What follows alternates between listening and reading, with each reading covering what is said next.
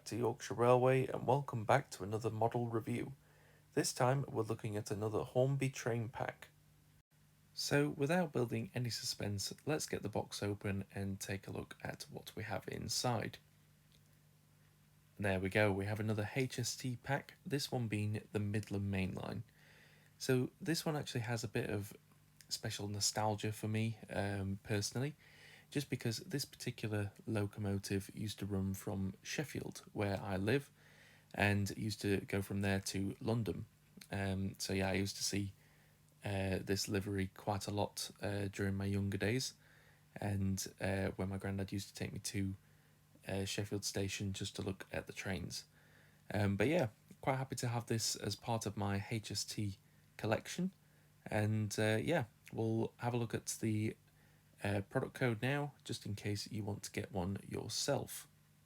So as you can see, this is product code 2376, Midland Mainline High Speed Train Pack. So let's get the locomotive out of the box and we'll take a look. So this train pack is actually from 2004 and I purchased this secondhand from Hattons for quite an astonishing price really, I thought, for how well the train pack is, for a price of £86. So I've not really got high hopes for if it works well, but judging on the livery, it's looking pretty nice. You know, the condition of these locomotives and the carriages is absolutely amazing. Livery's got a really nice matte finish with really great detailing, as well as the standard, panel fittings and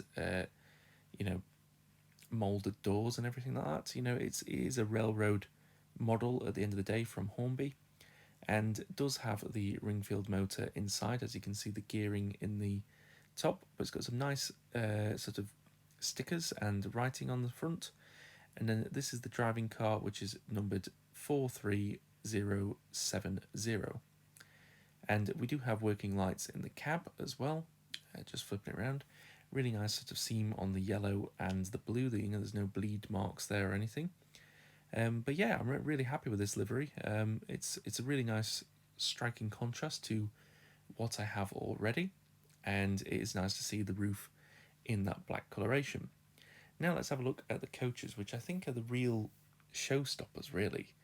I've never seen anything quite like this. We had the Midland Mainline logo in the middle, this really striking white patterning with the stripes on them. Yeah, it's a really interesting livery to see, and definitely stands out on the layout as well. There are some seating in there as well, moulded with a slight tint to the windows, although it's not quite as bad as the G&ER. It's a little bit lighter, and there are some nice stickers on the ends of the carriages as well as by the doors. The door handles and everything and the handrails, they're all just moulded parts. So I think let's get it down on the rails and we'll test its performance.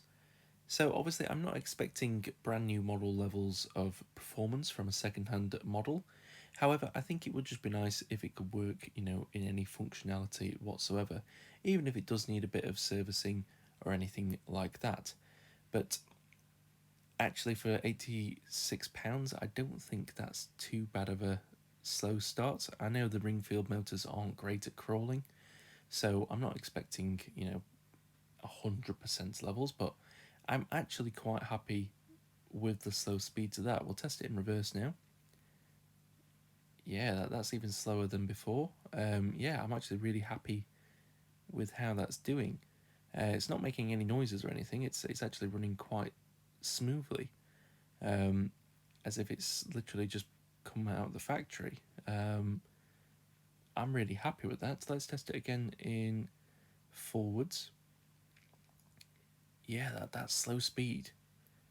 That is great. Oh, it's just cut out on the points actually. In saying that, I am actually thinking about changing the outer rail just for testing. So I've got a little bit of a longer straight track just to test whether the locomotives can crawl. But let me know in the comments down below. Do you think I should do that, or do you think it's a good thing if I leave the points in there just so you could see it? I have got points further down the rails, but let's test whether the lights work, because that's the main thing with these HSTs. They do have both directional lighting, so you have it in the dummy car as well as the power car. And we'll give it a bit of juice now, and we have a glow. Yeah, that's not flickering or anything, so quite happy with that. But now all that leaves us to do is to test the locomotive with the coaches on the track.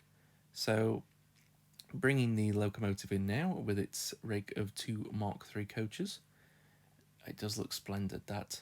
But not only do we have the one HST on the rails today, we have the second, which is the GNER HST pack that I tested in the last video, just coming in now.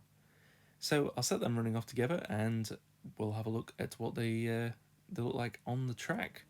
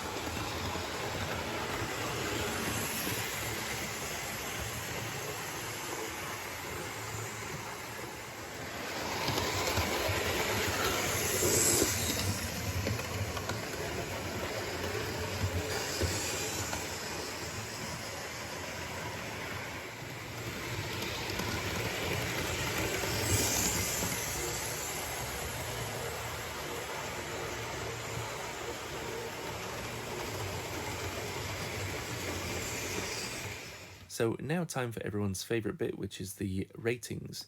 So this is for the Hornby Midland Mainline latest livery HST pack. I put the latest livery because there is two liveries, and this is how it was advertised on Hattons website where I purchased it.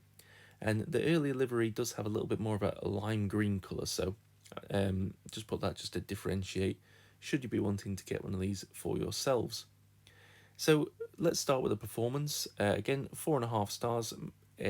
Say it's second hand and cost £86. I didn't have great hopes. However, it runs perfectly. And again, for the same reason the GNER got knocked down from 5 stars, it's all just down to the Ringfield motor. Just because I know that it'll need maintaining a fair bit because it's a second-hand model, and that's the only reason it's getting knocked down. Detail-wise, 3.5 stars, just like the GNER as well.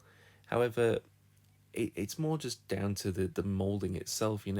There's not any separately fitted parts. It's all moulded, so really there just isn't that much detail. Although it is painted very well.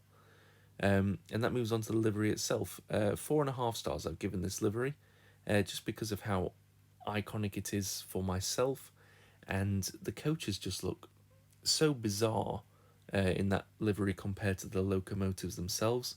It just stands out so well, and I just think it's an absolutely amazing livery. So that's why it's getting 4.5 stars. Compared to the GNER that I reviewed last time.